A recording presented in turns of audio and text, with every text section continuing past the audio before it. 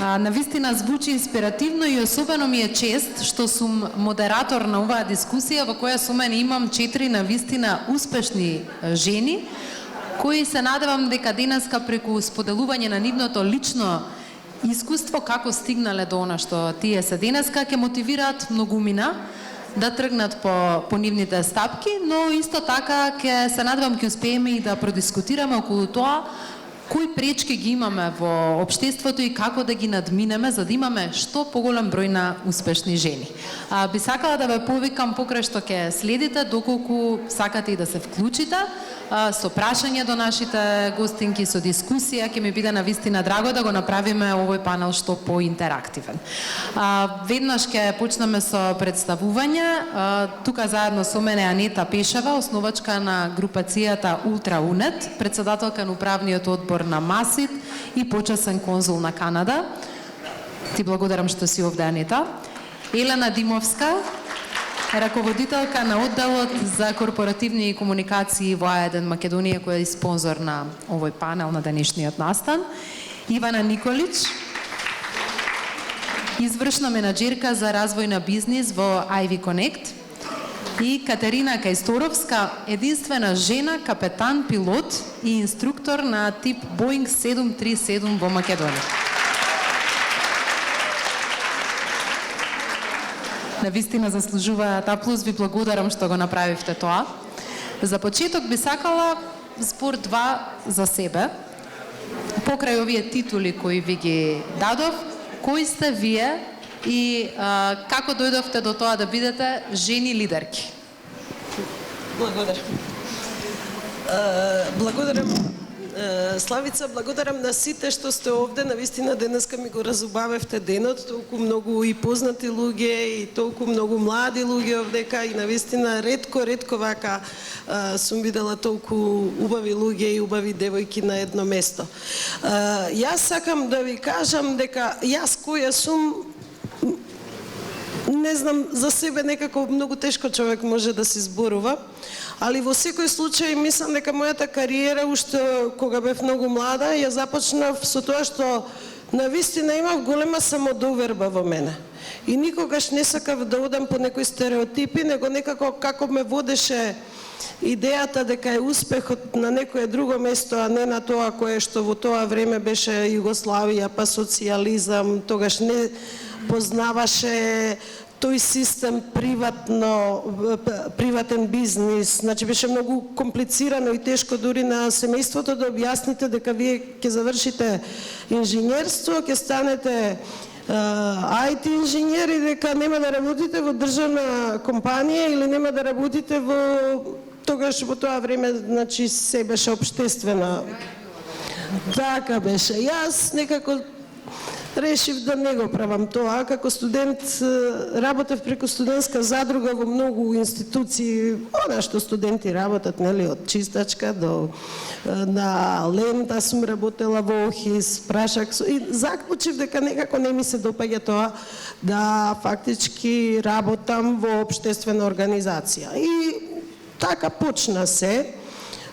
Компанијата почна во Југославија, каде што тоа беше 1986-та, со моите партнери ние решивме да основаме прво мала компанија која работеше некои ситни програми во тоа време што беа актуелни за банките.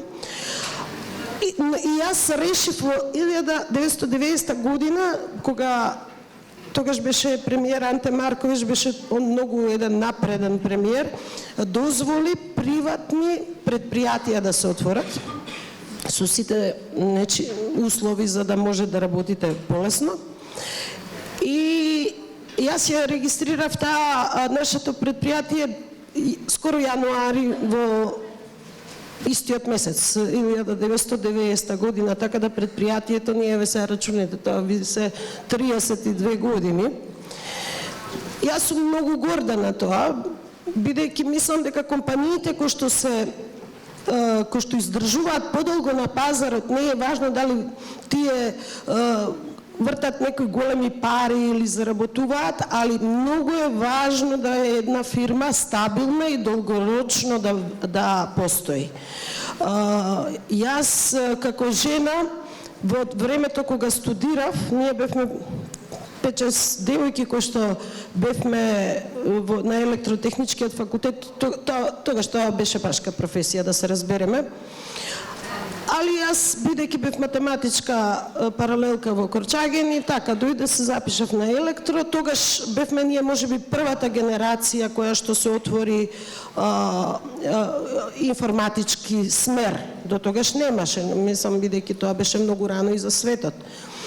Кога завршив, мислам дека почнав да се бавам со менаџерство, бидејќи така ме натера патот. Јас, кога отворив предпријатие, јас станав и директор на фирмата, јас бев и чистачка и носев налози во СОК, и директорка, и се, бидејќи така, кога почнувате приватен бизнис, треба навистина да ги работите сите работи сами. Во суштина, мислам дека како жена можем да кажам дека и доста сум ментор на млади девојки, бидејќи јас рамноправноста, некако нели сите зборуваме за рамноправност, како да се стигне до лидерство, како да се стигне до подобра позиција на жената во општеството. Јас можем да кажам дека јас имам едно размислување дека жената може да биде рамноправна само ако финансиски е независна.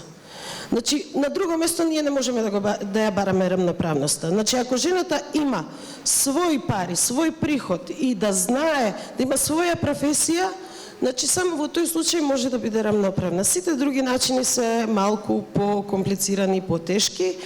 И затоа секогаш кога зборувам и на млади девојки во гимназија, сум ментор во неколку програми, дури и на европско ниво, јас многу да не сум долга.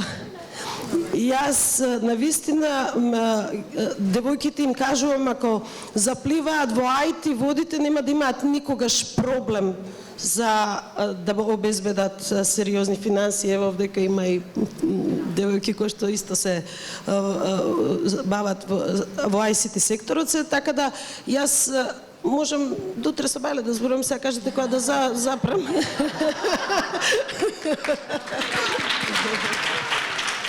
Анита, имате што да зборувате и затоа зборувате. Благодарам за овој прекрасен вовед. Ќе ве прашам и многу подетално и околу менторството на младите и како жените да станат порамноправни.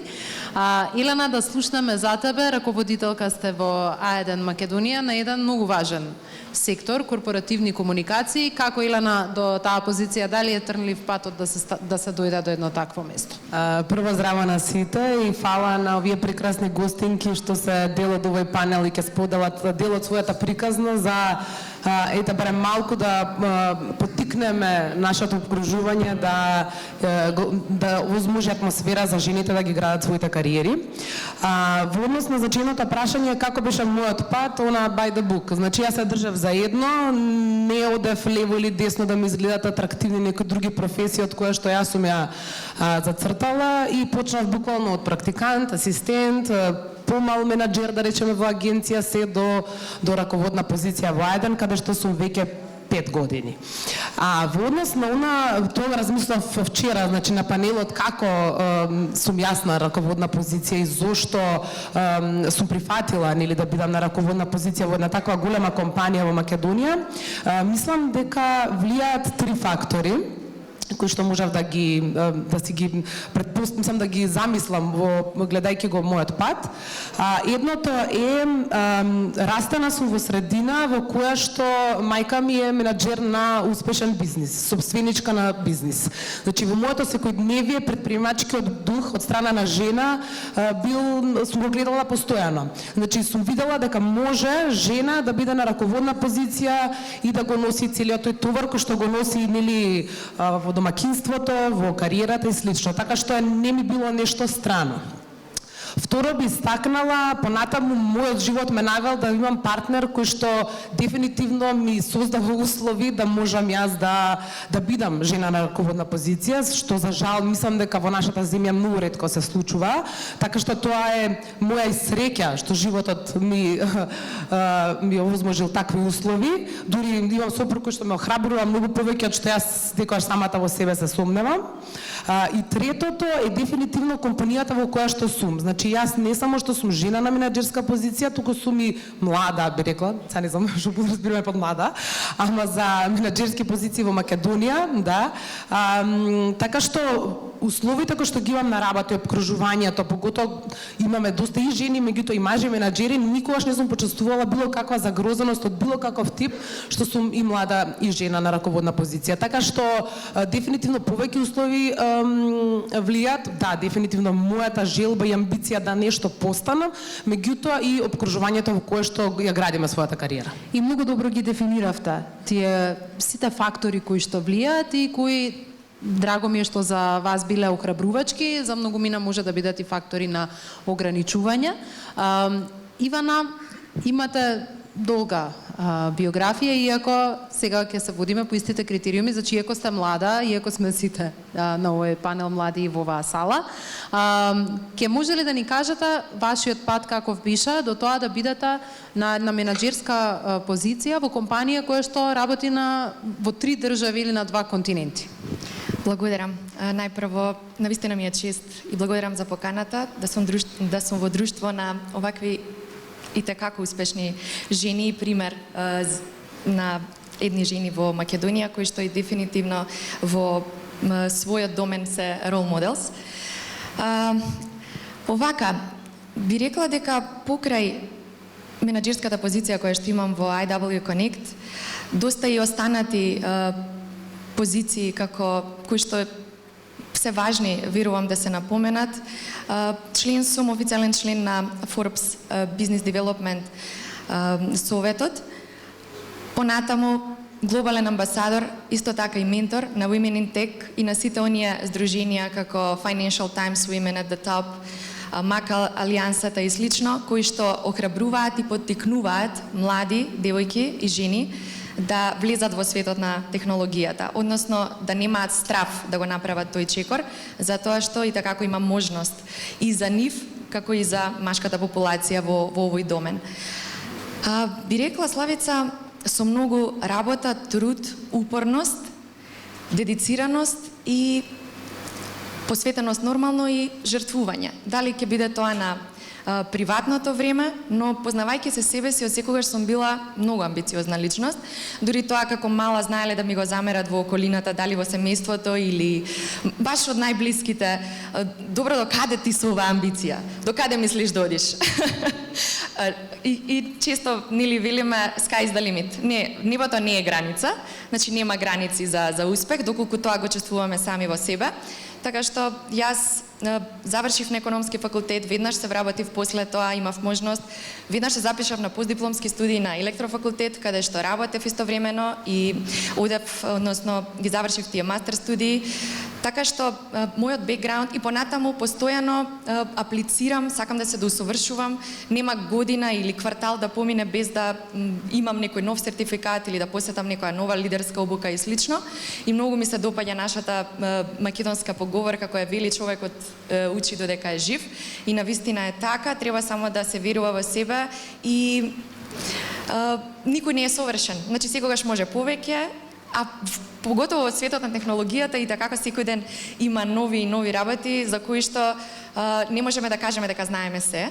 До усовршување треба постојано и така завршувајќи на електрофакултетот, понатаму да се надоврзам, стипендија добив за Executive MBA, малку бев во Торонто, па на Шефилд и така натаму, но постојано до едукација која што самото образование, односно искуството како што се стекнува во кариерата, не прави да имаме и огромна самодоверба. Тоа е она што никој не може нам да ни го земе и предизвици кои што ни доаѓаат секојдневно, само да ги грабиме тие можности, да не се гледаат како проблеми или да се плашиме од тие, туку напротив, да ги грабиме. Баш така би рекла.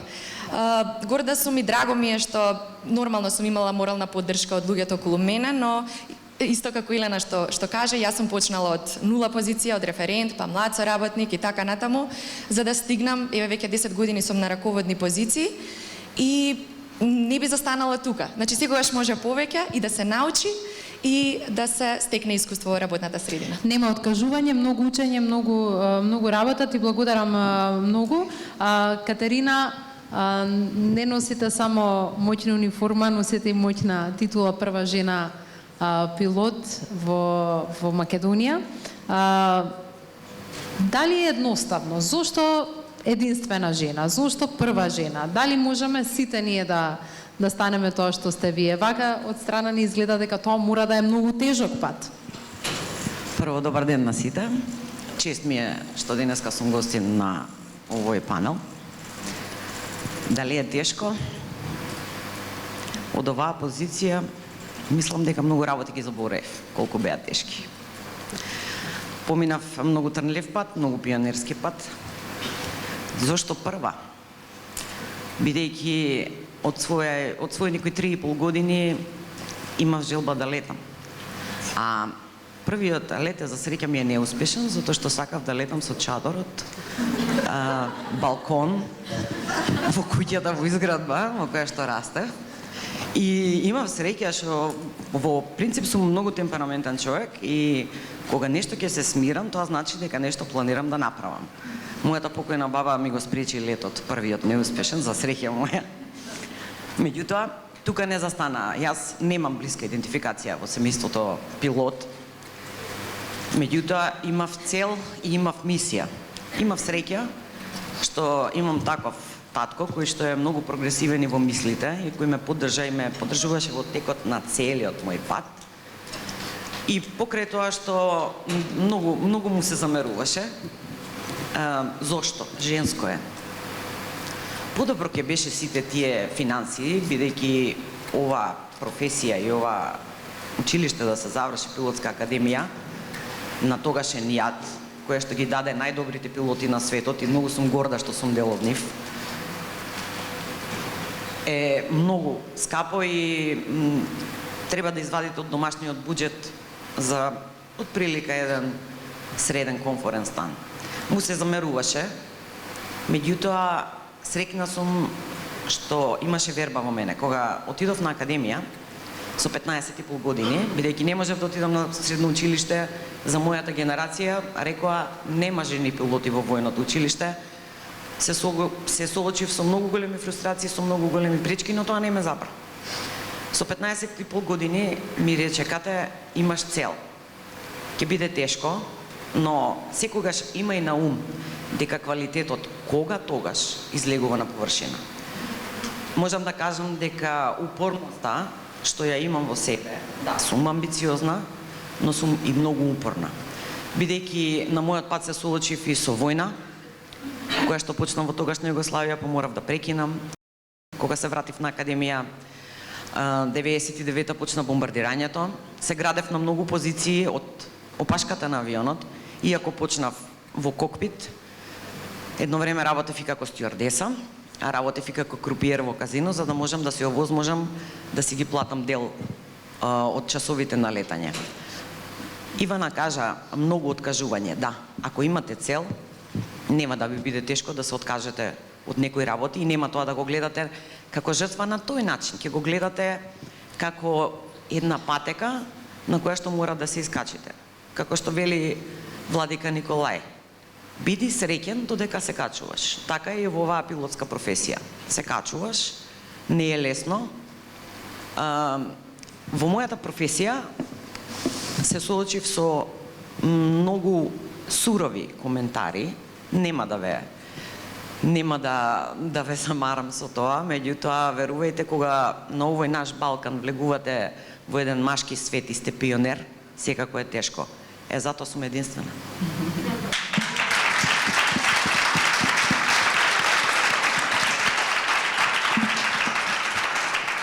Секоја чест за сите што ги споделивте вашите искуства.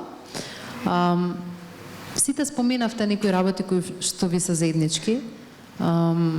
Упорноста, желбата за учење, за надоградување, нема откажување, многу жртви, но и поддршка од вашата средина. Од најблиските, но и пошироко од компаниите или од средината во која што сте поширока. Би сакала во следните минути да продискутираме токму околу тие фактори кои што може да бидат ограничувачки, но може да бидат и стимулирачки, зависи нели во која средина се гради една кариера, еден животен пат. Ќе почнам со Анита. Во едно ваше интервју прочитав дека кога сте се запишувале на студии IT, сте биле само 4 студентки наспроти 100 маши. И навистина и јас кога се запишував на студии, што не било толку многу одамна, си уште тоа важеше за една машка професија. Повеќето студенти во големо мнозинство беа мажи, а некако како да требаше сите ние другите да студираме општествени, хуманистички науки, некои поубави, по-женски професии. Иако пазарот на трудот и тогаш, особено сега, наметнува дека токму во секторот кој што беше и важеше за машки, таму се заработува најдобро и можностите за напредок и кариера се многу поголеми. За среќа, сликата, како што можев да видам од последните податоци на Заводот за статистика, се менува. И така, ако, например, сега ја земав годината 2014, на Финк имало 154 машки студенти и 22 женски, што е огромна разлика. 2019 година веќе разликата се намалила и вели 119 машки студенти и 81 студентка. Оваа година има рекорден број на запишани, видовме сите фотографии, кружен интернет, како се чекаше ред, ако порано така се чекаше на правен факултет, сега се чекаше на Финки, што е супер. Вкупно студираат 4145 студенти, од кои 1447 се жени. Од 4 на 1440. Работите се менуваат, но дали денес IT секторот навистина овозможува рамноправност на мажите и жените во смисла и на бројот на вработени, но и на заработката?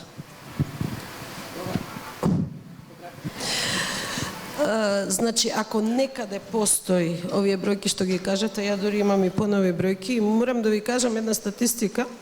Значи, јас зборувам за сите факултети, мислам дека е ова 2020 или некако, од вкупно запишани, значи студенти на повеќе факултети, не само на Финк. Финк е најпопуларен, има и FAIT, има и American College, има такви смерови ICT.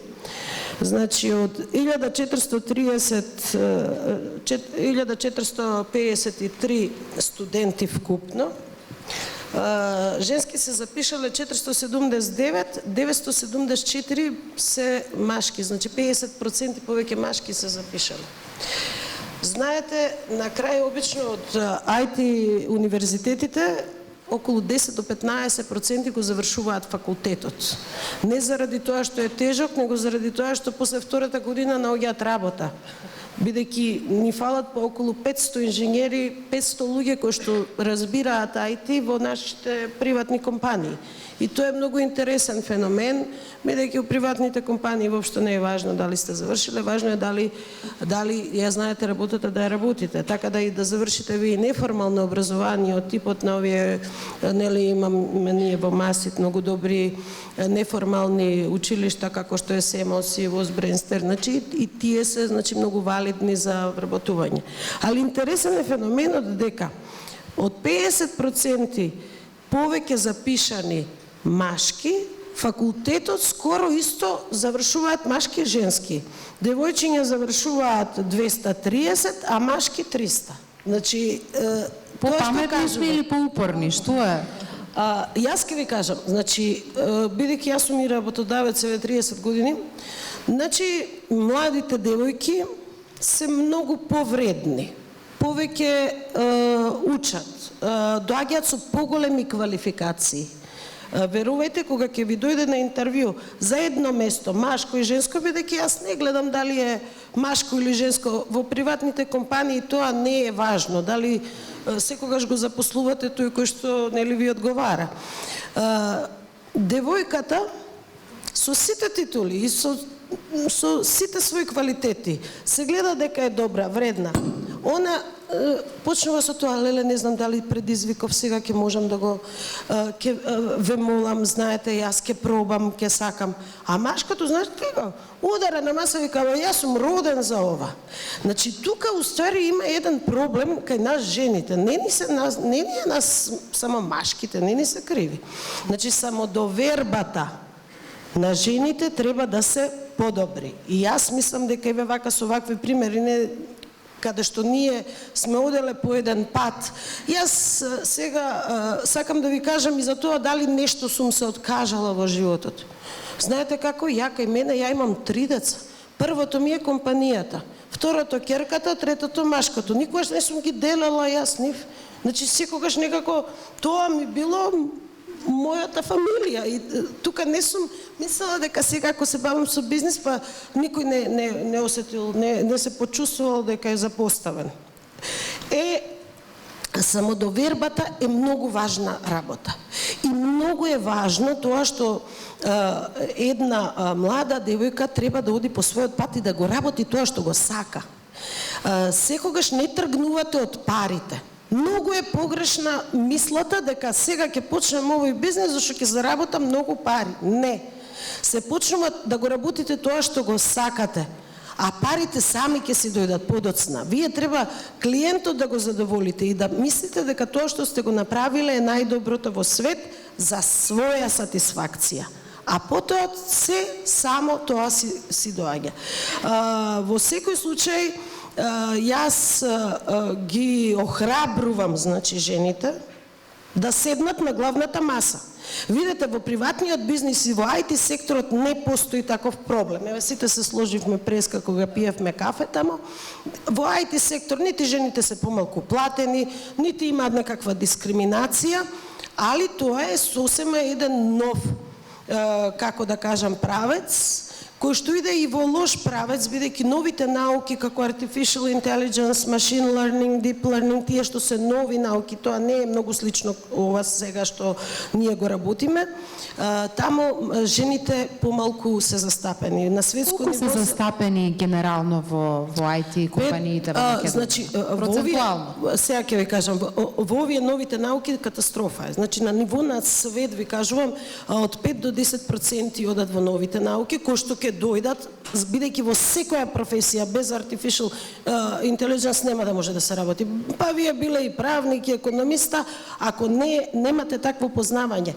Во моментов, многу се интересни статистиките. На европско ниво, бројката на жени кои што се запишуваат на ICT факултетите изнесува 17%. На ниво на Америка и на Канада 24-5% се. Сега можам да ви кажам дека процентот на жени во IT секторот во Европа го е 17%, со тоа што Романија и Бугарија имаат околу 36%. Многу се напредни во таа работа. И нашите, ова сега што е модерно Western Balkan countries, исто така се многу добри во... Јас дори вчера и на еден панел бев ова бугарскава делегација што беше и сите се сложивме. Значи, дека ние можеме дека да направиме како еден хаб IT, бидејќи навистина повеќето и не само жени, него и повеќето од младите што се запишуваат во ICT индустријата.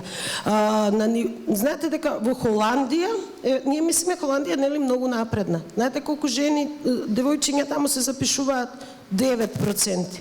Значи тоа е многу голема разлика. Кај нас 36%, тоа е огромна бројка. И ние одиме напред и тоа се зголемува кој што ги читавте неверојатно со геометриска прогресија. Така да ние треба само тоа да го негуваме, да го зборуваме, да младите тоа го разберат и мислам дека видете, јас не сум толку настојчива дека сите сега треба IT да студираат. Ама да знаете, светот оди натаму. Нема да може ни една професија да се работи ако се нема познавање од дигитални вештини. Значи тоа веќе се гледа, заради тоа што светот оди натаму. До пред некоја година имавме ние пишани весници, па сега веќе немаме. Така сите се на интернет, значи се менуваат, тотално се менуваат структурите на кои алатки ние сега веќе работиме. И затоа треба и преквалификација и доквалификација. Такви проекти јас сум работела и го поддржуваат и швајцарската амбасада и USAID, каде што луѓе кои што не се IT, не се од IT професија, немаат работа, се дошколуваат и преквалификуваат на некој начин со лесни IT вештини, 70% од еден проект после тоа најдоа работа. Слушаме сите такви примери и навистина и тоа е. тука мора да се тоа негува и да се кажува, да се зборува дека треба некако да се промени таа слика дека, не знам, жената треба да биде само во еден дел. Веќе се менува и мислам дека идеме во добар правец. Јас сум во секој случај позитивна. Бидејќи професијата ми е таква и можам да ви кажам, јас не знам, еве и во салата, ако сака некој нека праша. Ја не сум видела IT компанија каде што заради тоа што е жена помалку била платена. Тоа не постои. Ќе прашаме подоцна и Ивана за незиното искуство. Би сакала, Елена, вие сте, како што кажавме, раководител на оддел за корпоративни комуникации во компанија која има околу 1000 вработени во Македонија, е дел од една голема групација. Со толков број на вработени, односот на вашата компанија кон вработувањето на мажи и жени, напредувањето на мажите и жените во рамки на компанијата влие на севкупната слика во државата и на статистиката која што ја гледаме, бидејќи сте големи. Како еден се грижи за родовиот баланс и колку жени имате на раководни позиции?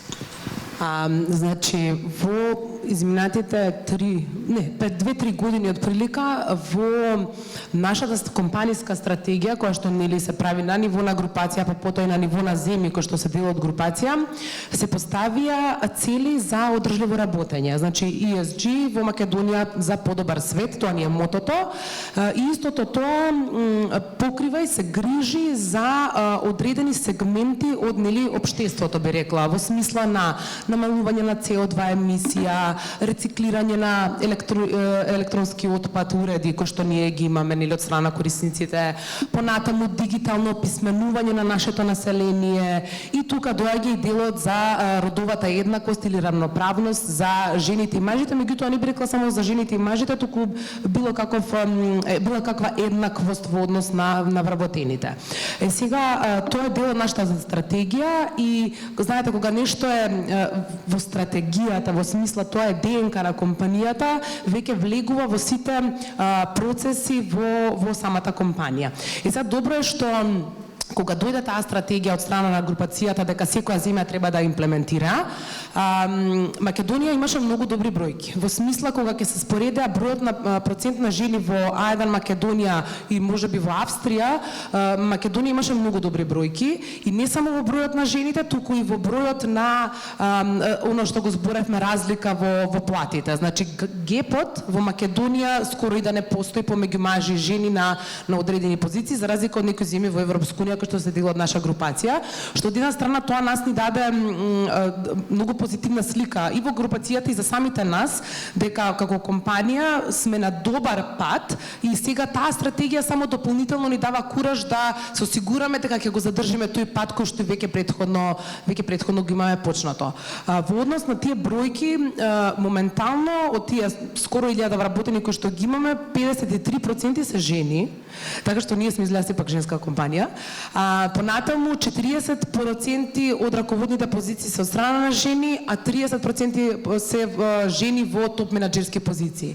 Така што генерално се добри бројките, меѓутоа од добрите бројки одиме понатаму да имплементираме активности кои што ќе станат се подобри и конкретно многу сум горда што сме прво добро ке голема компанија и функционираме се на пример примерите што ги кажува колешките тука во IT светот дека работат од дома, имаат готвачна работа и не знам некои совршени услови, градинка во Битола рековме, има некои совршени услови и кога зборевме јас сум многу горда дека еден всушност е компанија која што не е толку атрактивна можеби како IT индустријата како работодавач, меѓутоа нуди многу убави услови за вработените во смисла work from home имаме флексибилно работно време кога се оди на работа, кога значи оставаме на вработениот да балансира сам.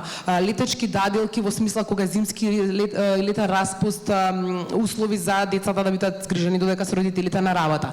Така да само би сакала да истакнам дека како се не знам колку имаме луѓе на раководни позиции од други компании тука во публиката, меѓутоа сметам дека бидејќи на крајот на денот ја да работам во Ајден, меѓутоа живеам во Македонија. И би сакала условите кои што некои поголеми компании кои што се дел од некоја групација ги спроведуваат, да бидат и пример за останати големи и помали компании во нашата земја, да возможуваат услови каде што на жената ќе се возможи да ја гради кариерата на самото работно место. Супер убаво е да се слушне тоа, Елена. Може, Анета, слободно. Јас не изумив на почетокот да ви кажам, можете слободно да се вклучувате кога имате. Ова е многу интересно, па да не заборавам после. Знаете, зборуваме, јас многу се борам и на владините тие седници кај што идеме да се сликаме со коморите, со министрите. Сакам да ви кажам, јас цело време зборувам, ние законот за работни односи го немаме сменет. И ние сега во пандемијата нели имаше работа од дома, што е многу важно за жените. Јас не мислам дека треба да има пандемија само за да работи од дома.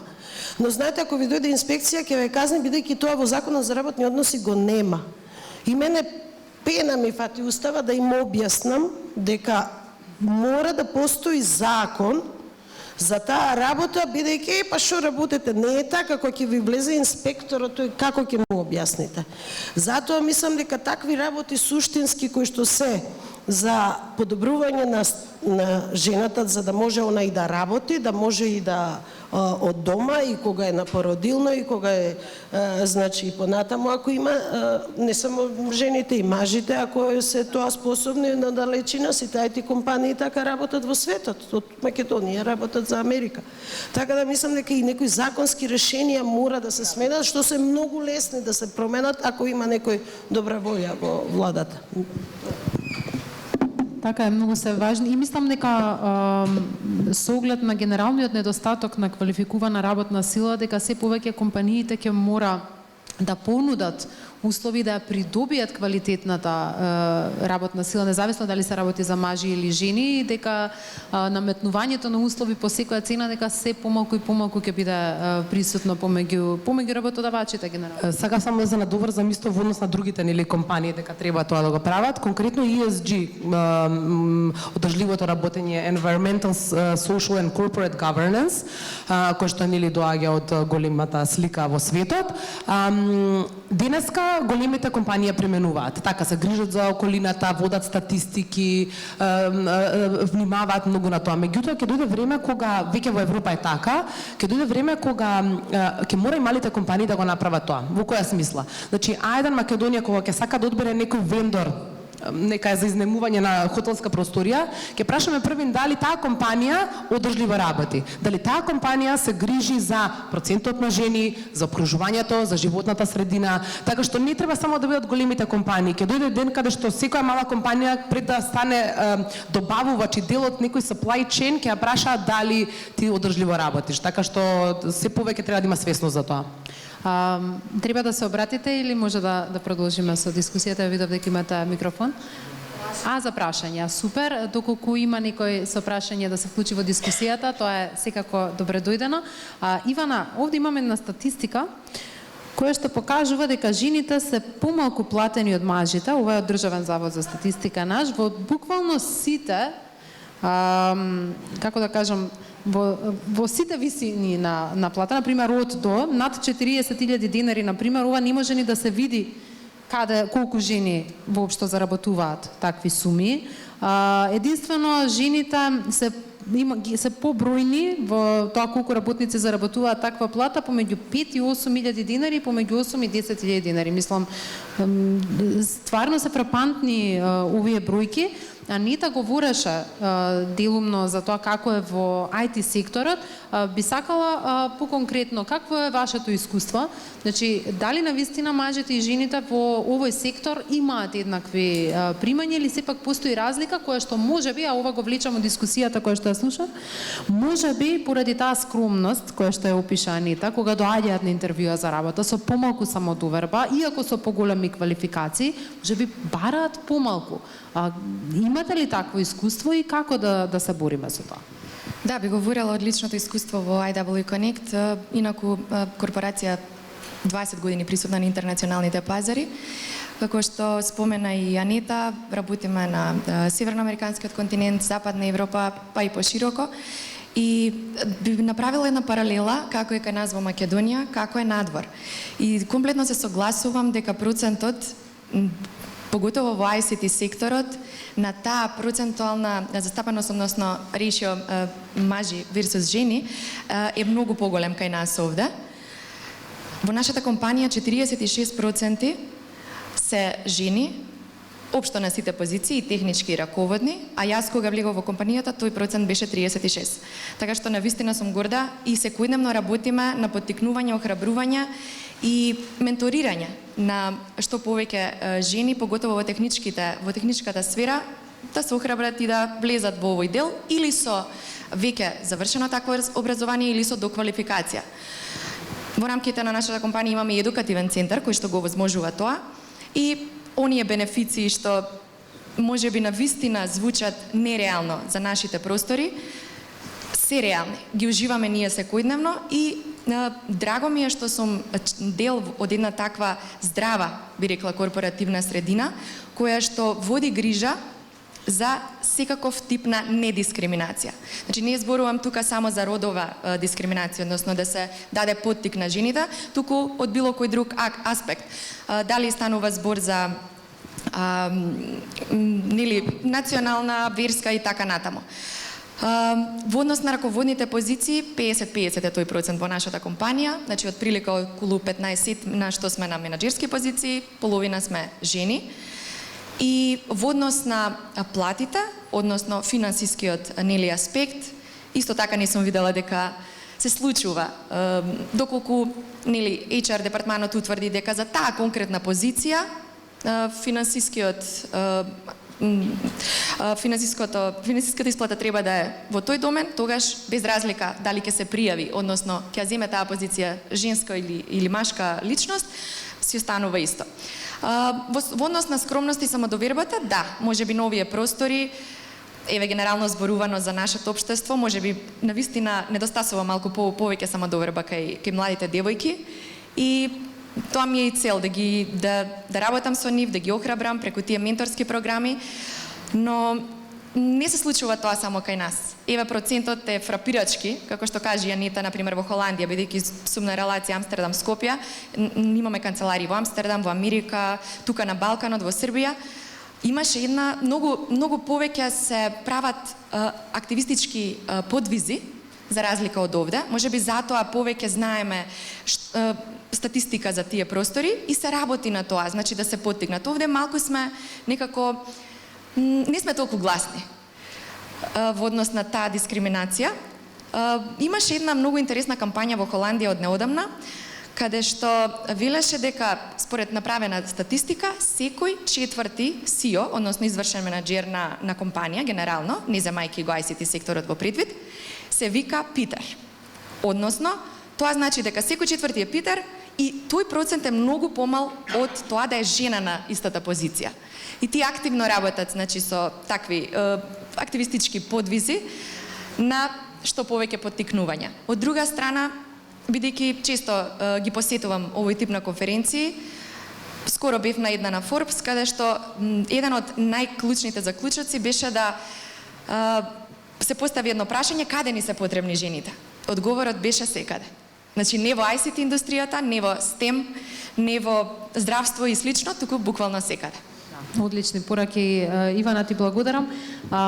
Сега имам чувство со Катерина кога треба да разговарам како back to reality дека треба малку да направиме. Знаеш, од цело што го слушаме за овие компании, за овој сектор што е одлично и треба да биде пример за останатите, меѓутоа во многу сектори во нашата земја тоа не е така. Разгледував бројки, како што може да видите. Викам, ке седнам со луѓе, дај ти морам бројки да извадам. Например, во Македонија, не во Македонија, мислам на цел Балкан, постојат предрасуди за жените возачи. Кога ќе видите жена позади, она жена не знае да се паркира, сигурно сега ќе ни ги скрши колите, бега таму, тргни колата, оваа ќе поминува. Значи, страшно. Статистиката вика дека само 10% во 2022 година, само 10% од собраќените прекршоци ги направиле жени. Значи 90% мажите уствари ги прават собраќајните прекршоци, ние не сме проблемот, ама тоа се предрасуди. Како си се справила со предрасудите да бидеш жена во униформа и жена пилот обкружена со мажи? Си почувствувала ли дека имаат недоверба кон тебе, некаков страв, дека го подценуваат твоето мислење во работната средина? Какво е твоето искуство? На оваа позиција во авиација се градам од своји 15,5 години. Имав многу време да научам многу работи. За разлика од IT секторот, жените во авиацијата, зборам во целокупната авиација, сме само 7%. Жени на капетански позиции 3% едвај. Збориме во светот, не збориме Европа.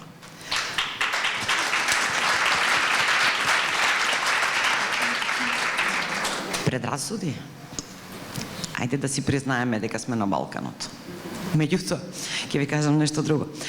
Бев сама на академија, додека завршував академија, и на секое едно можно интервју, а имам работено во многу светски компании, бев сама единствена жена на секое интервју за прием на работа. Значи, некако солирам уште од почетокот, од како влегов во авиација. Го поздравувам IT секторот од се срце.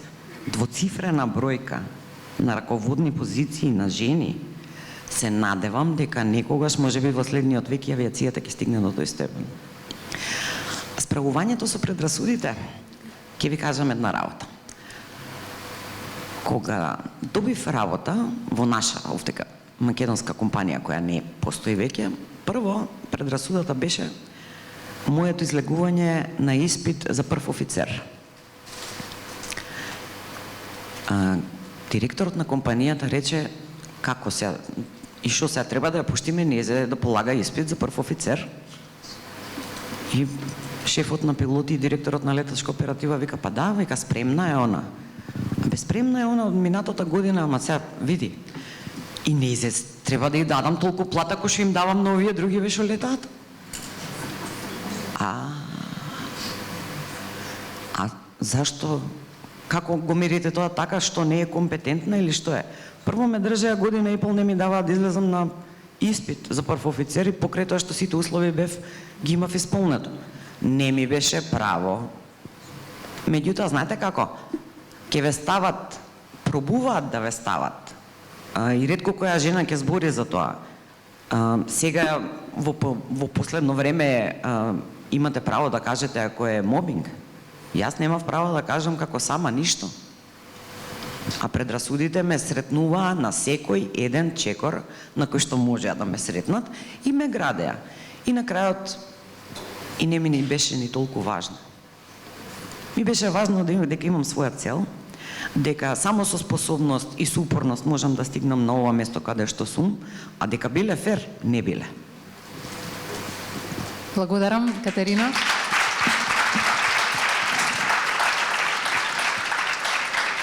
Мислам дека споделивте убави совети и многу значајни искуства и за борбата со предрасудите, и за упорноста, и за справувањето со сите препреки. Тоа ќе го сватам и ќе го заокружам како една ваша порака и до младите да бидат упорни и храбри во остварувањето на своите цели. И би сакала да поздравам нешто што слушна под сите вас, а тоа е дека работите и на менторство. Мислам дека е многу важно луѓето кои што се оствариле во својата професија, жените кои што се оствариле во својата професија, да подаваат рака на други жени, да бидат нивни менторки, да не бидат дел од пречките. Затоа што мислам дека и многумина од нас посведочиле на примери кога жена на жена не помага, туку некогаш и напротив, за жал. Така што драго ми е што сите споменавте дека работите како ментори, поттикнувате развој и кај помлади од вас и кај една нова генерација која треба да биде барем еднакво успешна, да се надеваме и поуспешни од сите нас во нашите професии. Ви благодарам на сите. Ви благодарам, почитувани, што го следевте овој панел. И мене ми беше чест да го модерирам и да бидам во толку прекрасно друштво во оваа сала. Благодарам.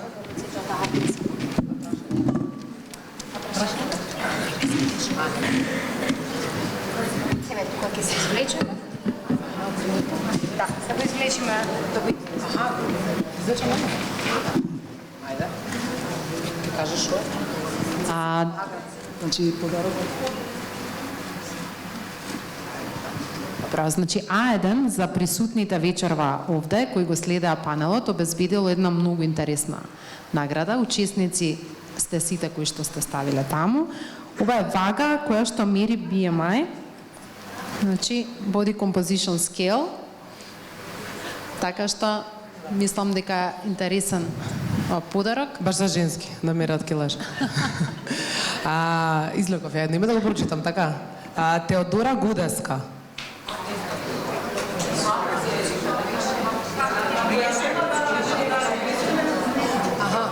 Ново ливче?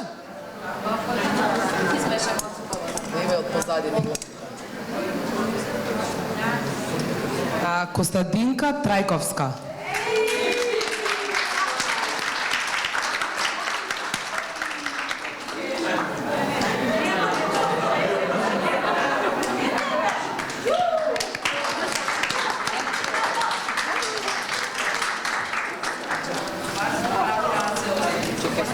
Соливчево.